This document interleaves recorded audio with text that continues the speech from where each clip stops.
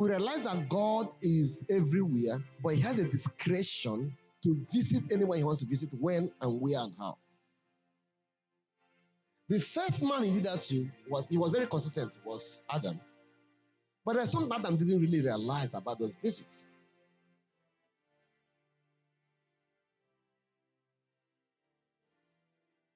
Hallelujah. Hallelujah. You know, when I was in high school, Favor, what is JSS 3? JSS 3 should be like, what's JSS 3? Like, huh? Huh? 8th grade. When I was in 8th grade, I had a young lady in my class that every day she brings tom-tom for me, sweets, candies. Every day she brings different one. But I don't know what it means. So one day, a guy in my class called me and said, "Do you know what that means?" I said, "It has a meaning." And he gave me a prophecy. He told me, when you get into SS1, which is 12th grade now, right? Or 9th grade. He said, when you get to next class, you understand that that has a meaning. When God kept coming to Adam, Adam didn't get what that actually means. So he just realized that God just comes. So the day the devil came, he didn't really understand the difference with the wife. They took when to have labor when delivered.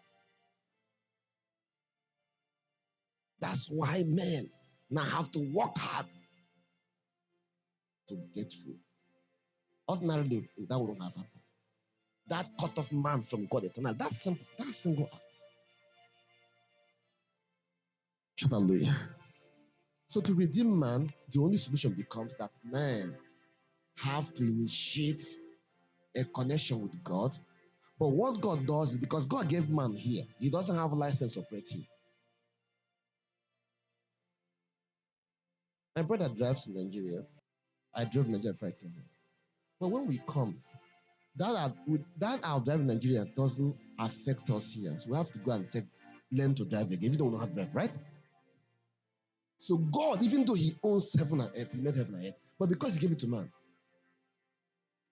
he doesn't have a right. And he's a just God in this place. So let me now capitalize that environment or that event or that act to ask God to keep on coming. And that thing you did to make God keep on coming is what we call what? The shout altar. That's what altar is. That's it. Meanwhile, that thing you did also, even though that place is called altar, the act you do in that place to make sure the altar functions is called what now?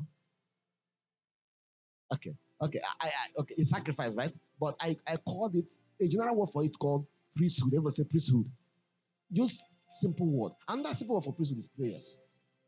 But why I'm using the word priesthood is that in casual prayer, you can just go to God and pray, "Oh Lord my God, King of glory, King of God," and go and finish going and leave. According to Ecclesiastes chapter 5, 1 and 2, which you can project, he says that thing you do, whereby you just go to God and pray and go, but you don't hear him. That kind of sacrifice is called what?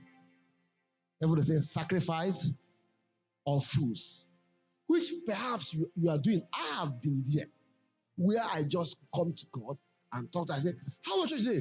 Hey, I talk to God. What did God say to you? Is God supposed to be talking? What did you learn from church today? I didn't know I was learning anything. I just thought I just want to worship God. That thing you did, which you may have done for 50 years, and because you've done 50 years, doesn't make it good. It's called project to give us. Give me Ecclesiastes chapter 5, verse 1 and 2. That thing you did, King James preferably, that thing you did is called sacrifice of faith. Meanwhile, from what the guy called EI, right? If you open the MRI of a going up and doing what?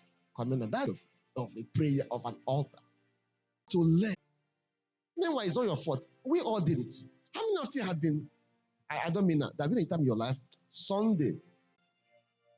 Wave your hand if you have been there before, where Sunday was change of clothes. Okay. Those of you that have not been there, I suspect you're there now. Okay, has church ever been for you to meet people? Has it been? to meet people. Has it been there for you to meet people, right? ND. But this guy was able to realize that for Emmanuel, church is antichinere, and antichinere is equal to what?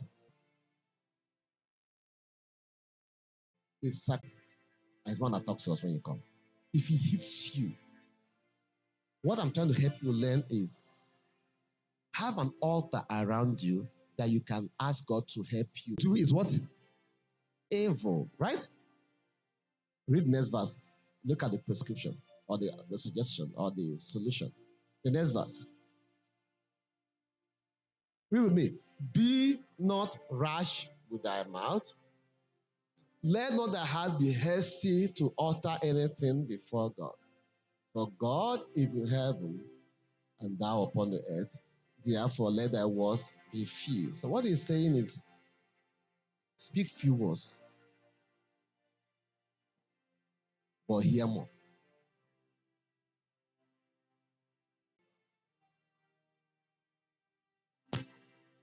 So let's go back to the message. Does that he expects you to do what now? To do what now? Everybody say, build an altar. I want all of you to say,